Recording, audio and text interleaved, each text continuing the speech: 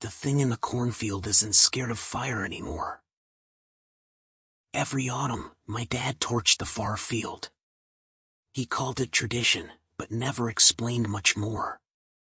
I grew up watching him carry a rusted metal can, the smell of kerosene hanging heavy in the evening air.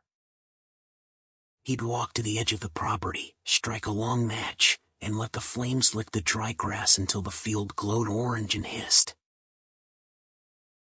The fire always stayed contained, a circle of heat and light that painted the night sky. I asked him once why we did it. He just said, "Keeps things where they belong." When he passed away last spring, the farm felt emptier than ever. I didn't think much about the field until the first cold wind of October came. The grass had grown high, brittle with dryness, but I didn't feel like carrying on the ritual. It seemed like an old man's superstition. Fire bans were stricter these days, anyway. What could happen if I skipped it just once?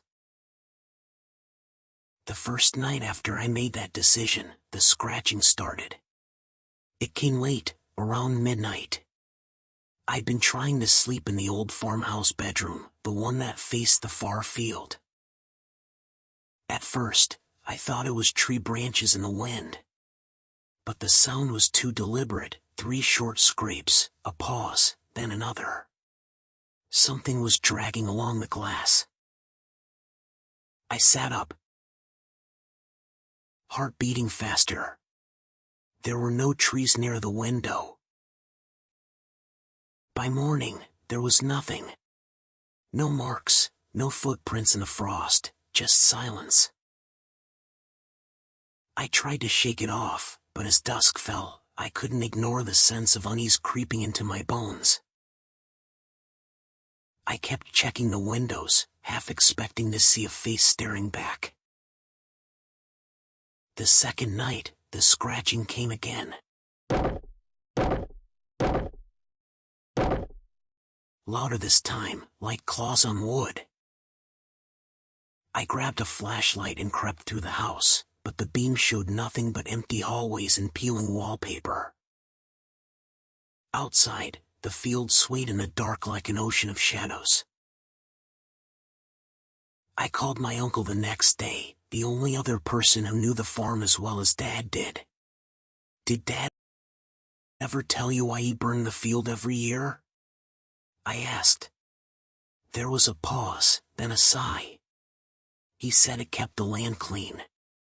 Said there were things out there that didn't like the light. Things? I tried to laugh, but it came out thin. Look, he said, don't skip it. Just burn it. Whatever he did for a reason. But stubbornness won. I didn't want to play into an old family legend. That night, the sounds escalated. It wasn't just scratching, it was knocking. Slow, deliberate thuds against the walls, traveling from room to room. I moved through the house with a hammer in one hand, the phone in the other, but the moment I flicked on the porch light, everything stopped. That's when I noticed the smell. Smoke, faint but distinct, coming not from the house but from the field. My stomach tightened as I saw a thin line of mist, or was it smoke, hovering above the grass.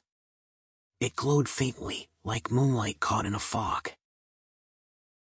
By the 4th night, sleep was impossible. I set up a chair by the window, shotgun across my lap, the flashlight ready. Midnight came, and with it, something new. It wasn't scratching this time. It was breathing. A heavy, labored sound, wet and uneven. Something exhaled against the glass, and condensation bloomed in a circle the size of a dinner plate. My heart slammed against my ribs. I snapped on the light, but the porch revealed only an empty yard. The breath mark faded as quickly as it came. I couldn't take it anymore. The next morning, I decided to torch the field, just like Dad did. I dug out the old kerosene can, half rusted, and struck a match. But as I approached the edge of the field, I stopped. Something was wrong. The grass wasn't just tall. It was matted down in places, twisted into patterns, circles and spirals burned into my memory even though no fire had touched them. In the center of the largest ring was a hole. Perfectly round, deep, and black. Like something had clawed its way up, or out. The wind picked up, carrying a low sound with it. Not quite a growl. Not quite a voice. It seemed to come from the hole, whispering, pulling the air around me tighter and tighter. I backed away, my hands slick with sweat on the matchbox. That night, it came inside. I'd locked the doors, shut the windows, even blocked the fireplace, but locks meant nothing. I woke to the sound of footsteps on the stairs, slow, dragging, deliberate. My bedroom door rattled, hinges squealing. I held my breath, every muscle locked. Then came the voice. It was deep, hollow, but almost familiar. Why didn't you burn it? The door swung open, but nothing stood there. Just darkness spilling into the room, thicker than any shadow I'd ever seen. My lamp flickered. I reached for the shotgun and fired into the doorway. Silence. Then laughter. It wasn't loud. It was soft, almost like my father's chuckle, but warped, broken. Silence. Then laughter. It wasn't loud. It was soft, almost like my father's chuckle, but warped, broken. Containment. It whispered. You broke it. I ran. Down the stairs, out the front door, across the yard toward the field.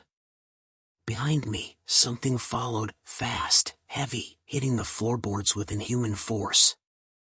I could feel its breath on my neck, hot and metallic, like rust and smoke. At the edge of the field, I dumped the kerosene, struck the match, and threw it. The fire roared to life, leaping across the dry grass with a hunger I'd never seen before. The patterns burned away, and the hole shrieked, a sound like wind through broken glass. The flames didn't just light the night, they pushed something back. I saw it, just for a second, in the firelight. A shape too large to be a man, too long to be a beast, all limbs and teeth and something like eyes. But it wasn't trying to come closer. It was trying to retreat. The fire closed around it, and the breathing stopped. The wind calmed. I fell to my knees, watching the field burn until nothing was left but black ash. The next morning, the field was flat and silent. No hole, no patterns, nothing to prove what happened. Just the smell of smoke and a feeling that something was still watching.